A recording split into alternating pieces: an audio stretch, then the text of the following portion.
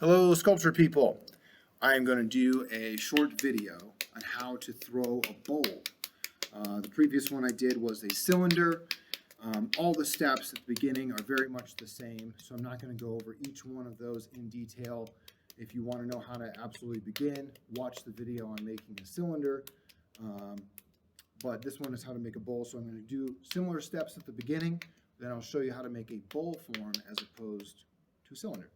So again, I got all my tools ready to go. I rinsed them off real quick so there's not clay all over them. I have my bucket of water next to me. I've got a brand new bat on my wheel ready to go. I've got my clay bucket next to me for any extras. Okay, so I'm going to get out a couple of tools I know I'm going to use real soon. I'm going to use the sponge. I'm going to use the needle tool. I'm going to use the silicone rib. So I have those ready to go. All right, so first steps are the same. I'm making a ball of clay, and then I'm going to start it up and make a little circle of water. We don't need too much, just a little bit. Again, we're going for the suction cup. Try and place this in the middle.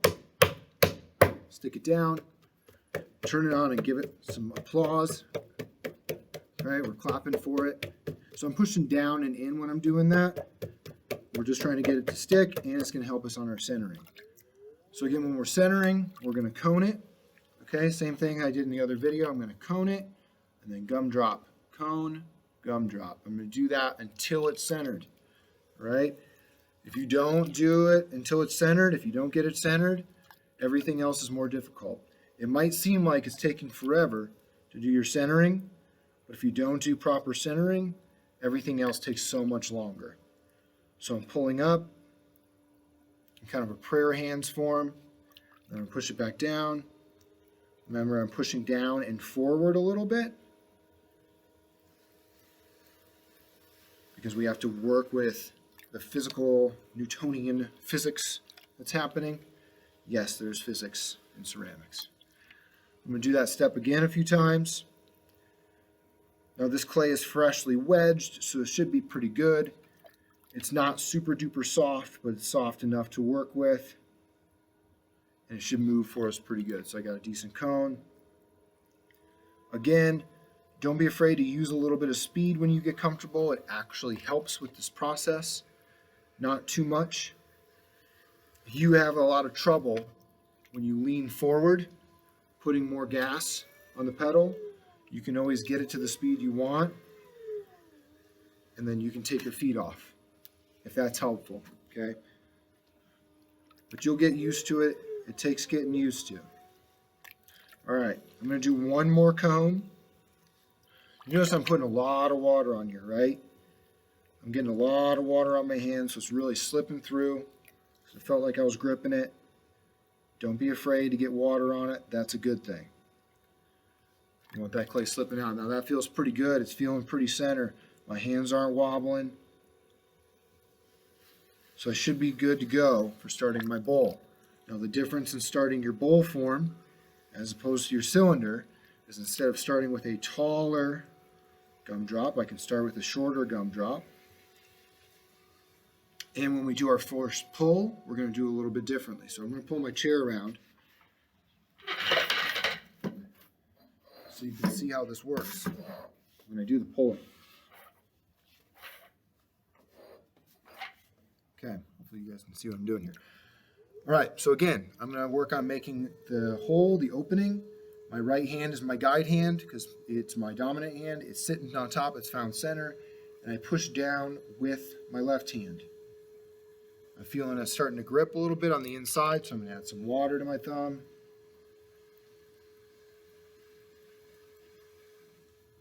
I'm going to do that one more time. Again, my left hand is doing most of the work. And I can test how much I have by looking at this, or again, if you clean your needle tool off, in my case, I'm going to wipe it on my jeans. I can stick it down in. It looks like, again, I got about ½ an inch, so I should be good to go. All right, I've got this little weird lip here. I'm going to round that out because I don't want to deal with that. Sometimes that happens when I'm opening it. It might happen when you're opening it too. I'm just going to round that off because it's not really something I want to deal with. Okay. When you go to open your bowl, you still have your right hand. Remember we did this, knuckle punch, and that's the guide, right? You still have that, or you can use your sponge. And you still have, with your left hand, the thumb on the outside, and the other 2 fingers, or 3, depending on how wide this gets, doing the pinching on the inside. But instead of pulling up, which I would do for a cylinder, I'm going to do kind of a scooping fashion, all right? And instead of my right hand pushing in to make sure the cylinder goes up, I'm just going to guide it out into a bowl form. All right, you'll see that happen in a second. So again, I'm going to do a bit of a scooping motion. My right finger is right next to the left thumb. And I'm pushing in a little bit at the beginning. All right, so that's one pull. I'm going to get some more water on my hands. I'm going to pull from the center out, and I'm pulling out and up a little bit. You can see it's starting to take that bowl form. I'm going to give it a little bit more speed. And then this is where I like to switch to the sponge when it starts getting wider. Because again, that sponge is right next to my thumb, to where you can't see it. I'm doing a scoop and a pull. I'm just trying to get things nice and even. Don't pull that top too far. We don't want it to flare out. If this gets too wide and it starts going too fast, it's going to flare out and flop over. So the top part, we kind of want to end going vertically. I'll do that move again, and I'll show you how to trim it and use the silicone rib.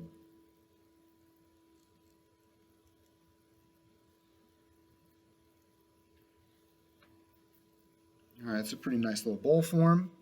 Okay, so if the top is a little uneven, again, we're going to take our needle tool and we're going to go right below where the unevenness is and do a little bit of a trim on it.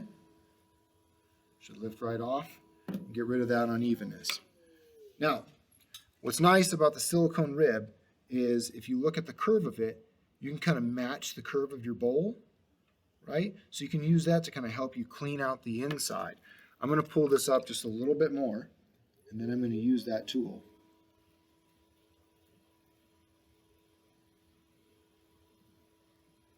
So again, I'm doing that scoop. I'm going to pull out, and then I'm going to pull up at the end. Gives me a nice little bowl form, right? Pretty sweet. Now, I'm going to use this silicone rib. I've got some water on it, and I'm just gliding it over the surface with a little bit of pressure from the inside to help guide the form. Okay, it's not a lot. You're not doing a whole lot with it, but you can help clean out the inside, and you can use it to kind of help you get that form roundness on the inside if you wish. If there's a lot of water on the inside of your bowl, make sure you wring out your sponge, kind of clean that water out. Right? And again, we have this outside where there's some extra clay. We're going to trim some of that later, obviously, in step 2. But just like we did in the last video, I can use this. I'm going to switch back over, come around so you can see it. I'm going to trim off a little bit of that bottom part that I don't necessarily want.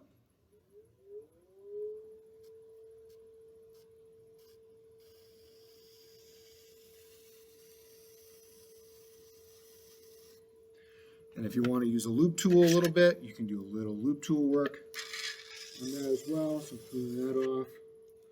Don't get greedy, right? A little bit of trimming on the wheel while it's wet is good. If you get carried away, you're not going to have much of a bowl left. It's going to throw all your hard work out the window. We're just getting it so that later on, we can make a nice little foot for this thing to sit on. I'm going to clean that up with my sponge a little bit. All right, so that is how to make a bowl. All right, I'll lift this up so you can take a look at it, and then I will lift it off, or wire it off. But while it's stuck on there, you should be able to see it. There's the inside. All right, it's got a decent thickness to it. We could spend a little more time on it, but I wanted to make sure the demo got done. So last step, right, is I'm going to take my wire tool, wrap it around, make sure I'm pushing down before I pull back. Make sure you really push it down so it just goes along the inside or along the bottom. I'm going to take a piece of paper with my name, put it on top of the lip very lightly so that the lip doesn't get messed up, and drape a bag on top so I can trim it later. All right? Hopefully that was helpful to you, and I'll see you guys next time. Bye.